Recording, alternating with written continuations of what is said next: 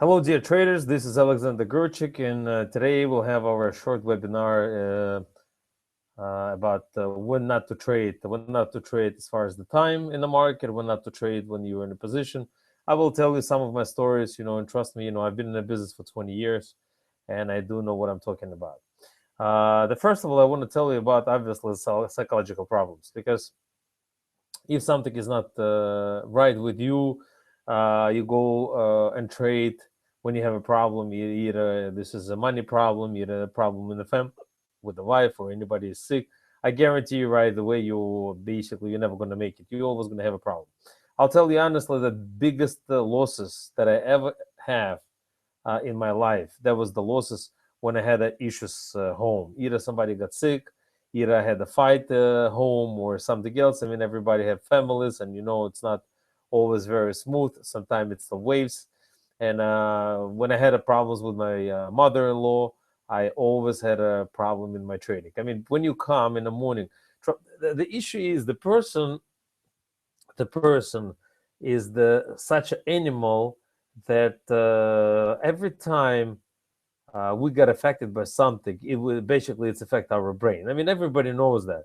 I'm not the first one to tell you. One thing for a fact, probably when you trade and something is really bothering you, or somebody call you and you owe money to somebody or something, and after this phone call you totally change. You start to trade completely different way. I'm sure everybody who's going to watch this webinar, they know one thing for a fact, that you're going to really have an issue 100%.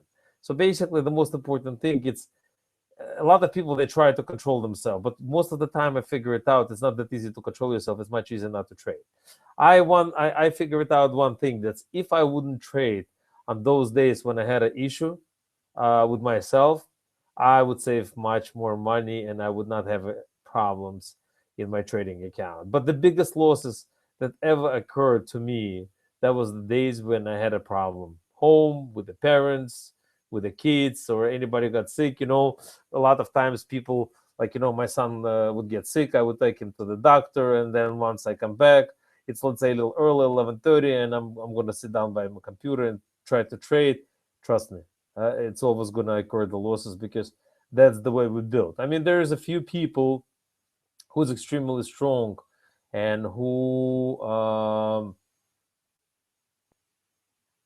can eat these issues. But most of the time, as far as I see, and as I told you before, I run the company with the thousands of traders. I know one thing for a fact, that's when the trader has a problem, most of the time it's going to affect his trading, 99%. So when you have a problem, when you're tired, when you're sick, it's not to trade. What happened to me once before, I remember one thing for a fact, that when I was running the statistics on my personal account, I knew it, that every Friday, it's been after like 3 or 4 years of my trading.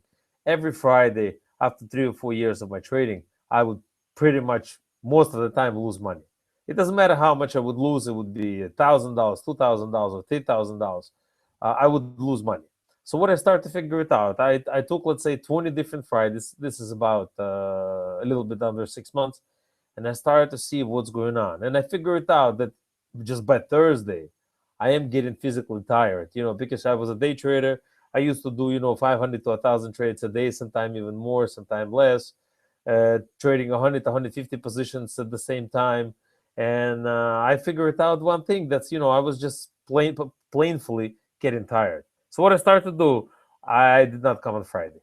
And my results become much better. By Monday I was perfectly fine. Sometimes it doesn't take, it's enough, not enough, 2 or 3 days to recuperate yourself to trade, just for you to understand, especially if you're a day trader. If you're a swing trader or position trader, it's perfectly fine. It's okay. You can trade the position. It's no problem. But when you're an intraday trader and you trade every single day, and you basically deal with these problems over and over again, you're definitely going to have an issues. So my advice to you, when basically you have issues, and when you see you tired, just take a days off. The beautiful part about me, that why I'm still in the business for so many years and still trading, I went to vacation many times a year, at least 5 or 6 times. I would say every 2.5 months, I used to like pack my stuff and take my family and go home, go to vacation. It would be Florida or something else, as long as you don't have a long flights.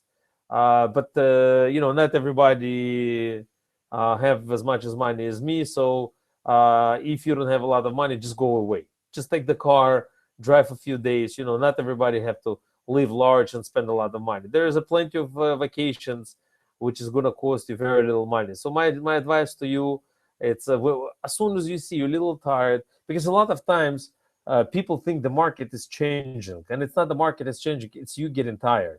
And I'm sure a lot of traders who's going to watch my video, they know one thing for a fact. That's what it is. I mean, you're not going to be able to run with the same speed all the time. You definitely need a rest. And sometimes 2 or 3 days resting is perfectly enough to put yourself back in your shoes. A lot of times the people asking the question, how to do with the psychological problems and everything else. Trust me, don't try to deal with that when you're trading. Very important thing. When you are tired and when you're sick and you have a problem home, one simple advice: don't trade. The beautiful part that the people start in the trading business for one simple reason: they're not obligated to a boss, to a worker, to the firm, or anything else. They just trade, let's say, their own money. They're extremely happy with what they do, and they don't need anything else. So that's why you choose day trading or swing position or just the trading itself, not to go in the intraday trading, and not to go crazy, and not to become as an employee or work for the boss. You can always take a day off. You can always take a day off to relax. This is the very important thing, and I basically would push you to the limit, not to go crazy when you have a problem. Trust me, this year, the next year, it's going to be 20 years that I'm in trading, just in trading, from 1998. And 1996, it was a year I came into the securities industry. In 1998, I got my license. So I figured out one thing: you get very tired very fast, because this trading business, it takes all your blood, all your soul away, because you go through every single trade. Every single trade, you go through it, you're getting tired. That's what it is. So your job is very simple. It's not to just overcome, but to take a rest. Because a lot of times, for example, a runner, he knows exactly how to run. If you take a look at the people who's running 42 kilometers, marathon distance, they all prepare, because they know the periods when they're getting tired. Body cannot basically sustain the same speed over and over again. That's what it is. Same as in trading. You cannot trade with the same speed, with the same results and everything else. So my advice to you, very simple: when you have issues, you stop. You take a break, because most of the time, it's not a market changing. It's you, the one who is having a problem. So my advice to you: when you have a problem, you don't trade. A lot of times I have a questions when I'm not trading. I'm not trading when I'm sick, when I have personal issues, when I have issues in the family, when I just don't feel comfortable. Trust me, there is a days like this. But for me now, it's easier, because I do it only swing trades. But for me right now, as I said, it's easier. But when I was trading intraday before, if I don't feel good, I wouldn't go to work. That's the beautiful part about this business. You don't have boss. You don't have to report to anybody. If you don't like it, don't trade. That's a very important thing. And a lot of times people asking me a question: when not to trade. In order to basically not to talk and to show you something, I will show you some basically some charts right now, so you'll figure it out one thing: when is not to trade, and I'll explain it for you. You probably never seen this before, so I'll explain for you what it's all about. Right now, we're gonna see something, and I'll prove it to you when is not to trade base. Take a look. I'll show you right now. Whatever you see in the chart, this is a index of the New York Stock Exchange total volume during the day. It's a 5-minute chart. So what does it show you? It shows you exactly when is the biggest volume on the market. Biggest volume on the market, as you can see, usually, take a look, pretty much all the time, is the first hour. You see, the first hour, that's the biggest volume. So from 9:30 to 10:30 to about 11 o'clock, this is the biggest volume. And then, as you see, at about 2 o'clock, the volume dies. And it stays like this to about 3:30, 3:15. So what do we have in this chart? This is just to prove it to you. On the days like this, when the volume is very low, you're going to have a problem during the day, because when the volume on the market is very low, you're going to get entrapped. you know one thing for a fact: the spreads are going to get bigger. It's much easier to manipulate. So this is the answer. Once you're going to see something like that, you have to know one thing for a fact: when it's no volume in the market, you don't trade. So just to tell you about every single market, for example, if you trade let's say United States market, the first hour and a half, basically this is the most active ones. I mean, we're not talking about the news, because when the news are coming, it's nothing you can do. The news are news, and when the news are coming, a lot of stocks get manipulated with the price and volume and everything else. So once you trade first 1.5 hours, then if you hold the positions, just hold. If you don't hold the position, try to not to get in between, let's say, 12 and 2:30, because most of the time you're going to lose there. As I said, only if it's a new stock or it's a gap situation. So what I want to show you in this particular chart, take a look again. Take a look again. The first biggest volume, that's the 5 minutes, so that's what it is. Up to here, so it's about an hour, hour and a half. Then after that, the volume is drying up, and as you can see, somewhere by about 2, 3 o'clock, you see the volume is drying. Very small volume. Take a look. I mean, what's going on, and you'll see, you'll figure it out one thing. So basically, the 60-70% of the whole volume comes with the first 1 hour in the last 1 hour. Most of the day, it's a very small volume. That's why you get in the trap. So just for you to understand, I just prove it to you. That's not my imagination. That's exactly what it is. So your job is very simple. When you see and when you know the market is dead, not to trade. If you trade forex, you know there's also dead hours. You know, it's night before the China is open, before the England is open.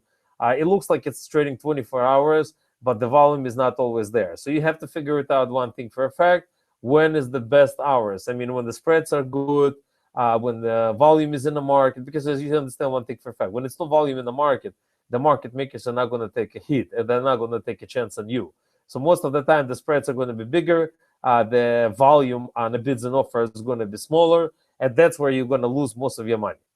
Sometime when the market is slow, you can also make money, but most of the time, as I said, there is for every single market, there's a certain period of time, and you as a trader, whatever you trade, you have to know when the market is good and when the market is bad, where to trade and when not to trade. Very important thing, which never happens to me.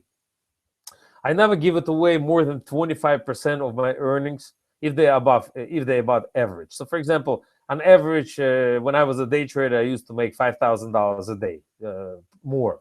You know, I had the years where I used to make $10,000-15,000 a day. So, for example, if I made $5,000 a day, I would never give it away more than 25%. So, if let's say I'm losing $1,200, that $3,800, I just turn my computer out and not going to trade anymore. If I made $10,000, if I lost $2,000, $2,500, that's it. I'm out of the game. First of all, I never try to make money back when I'm losing money. If I know I'm losing money, I always have a maximum loss for the day, and after that, I just don't trade. That's why I'm in the business for so many years. That's why I've been very disciplined, and that's why I made a lot of money in the market. So my advice to you, very simple. When you have a problem psychologically, you don't trade. When you have issues home, you don't trade. When you have personal issues, you don't trade. When you're sick, you don't trade. When it's Monday and after Friday and Saturday and Sunday, you being drunk, going in the club with the girls, you don't trade. Very important thing. When it's no volume in the market, you don't trade. Believe me, if you're going to trade during those hours when you're comfortable, when you know the statistics show you that you are the best at this time, that's where you're going to make most of your money. It's been Alexander Gerchik. It was a pleasure to give you these advices. Thank you very much, and all the best.